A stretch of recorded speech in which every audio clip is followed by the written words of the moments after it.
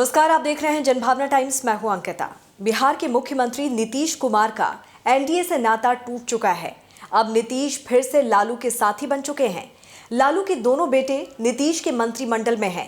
पाला बदलकर बिहार में आरजेडी के साथ मिलकर एक बार फिर से सरकार बनाने के बाद नीतीश दिल्ली की कुर्सी के इंतजाम में लगे हुए हैं। इस सिलसिले में अभी कुछ दिन पहले उन्होंने दिल्ली का 3 दिवसीय दौरा भी किया था और कई नेताओं से मिलकर उनका मन भी टटोला था। सियासी गलियारों में ये सुनाई भी देने लगा था कि 2024 के चुनाव में नीतीश विपक्ष के प्रबल दावेदार होंगे। हालांकि नीतीश की पार्टी जनता दल यूनाइटेड ने इन बातों का खंडन किया था।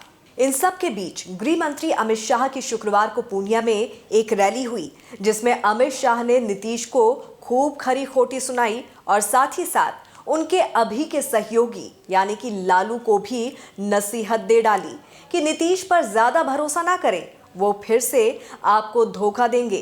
शाह ने अपने 31 मिनट के भाषण में नीतीश और लालू पर जमकर तीर चलाए। उन्होंने कहा कि लालू के पेट में दर्द समझ में आता है। सीमांचल जिलों में आया हूं तो लालू और नीतीश के पेट में दर्द होने लगा है। वो कह रहे हैं कि झगड़ा करवाएंगे। मैं कहता हूं ये काम आप लोग करते हैं, मेरी जरूरत नहीं है। मित्रों, हम स्वार्थ और सत्ता की राजनीति की जगह सेवा और विकास की राजनीति के पक्षधर हैं। भारतीय जनता पार्टी ने कांग्रेस के खिलाफ जो यहां पर बिहार की भूमि पर से एक आंदोलन खड़ा हुआ था, कभी वो आंदोलन को छेड़ देने का काम, दगा देने का काम भारतीय जनता पार्टी ने नहीं किया था। मगर मुझे बड़ा अफसोस है, प्रधानमंत्री बनने के लिए नीतीश बाबू ने जो एंटी कांग्रेस राजनीति से जन्म लिया, इसकी पीठ में छुरा भोंककर आज आरजेडी और कांग्रेस की गोदी में बैठने का काम किया है।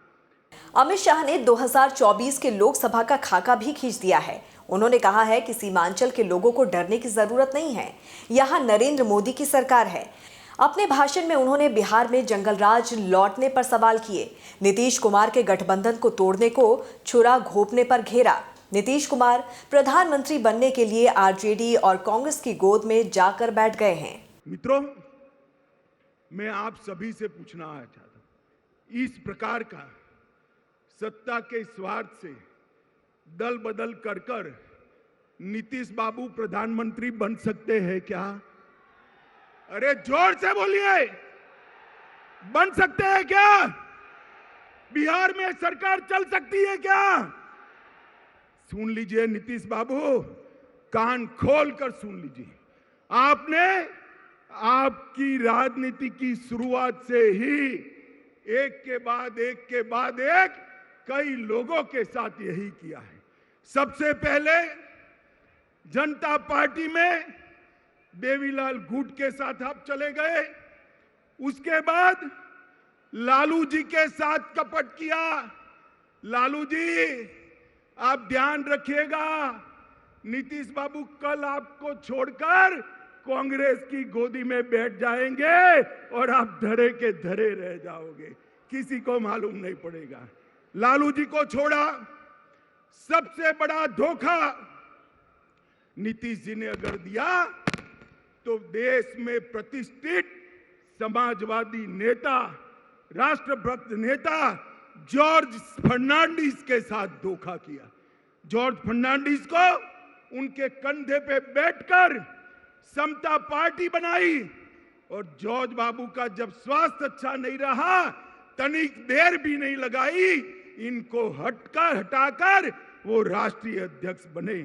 फिर शरद यादव जी के साथ धोखा किया, उसके बाद पहली बार भाजपा के साथ धोखा दिया, फिर जीतन राम मांझी को धोखा दिया, उसके बाद रामविलास पासवान के साथ कपट किया, उसके बाद लालू जी को फिर से धोखा देकर बीजेपी के साथ आए और अब फिर से प्रधानमंत्री बनने की लालसा में वो फिर से बीजेपी को धोखा देकर लालू जी के पास चले गए हैं।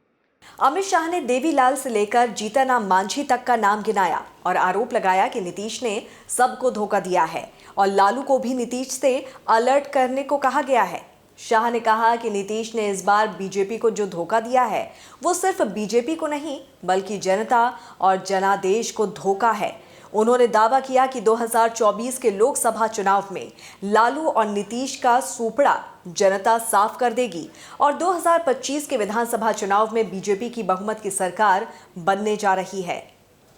गृह मंत्री शाह ने बिहार के 2 दिन के दौरे की धमाकेदार शुरुआत पूर्णिया में जन भावना रैली से की और सीधे नीतीश कुमार और लालू यादव को चुनौती देते हुए कहा कि इनसे डरना नहीं है। अमित शाह ने कहा कि जब से लालू यादव नीतीश कुमार की सरकार में जुड़ गए हैं तब से जो डर का माहौल खड़ा हुआ है उससे किसी को डरने की जरूरत नहीं है।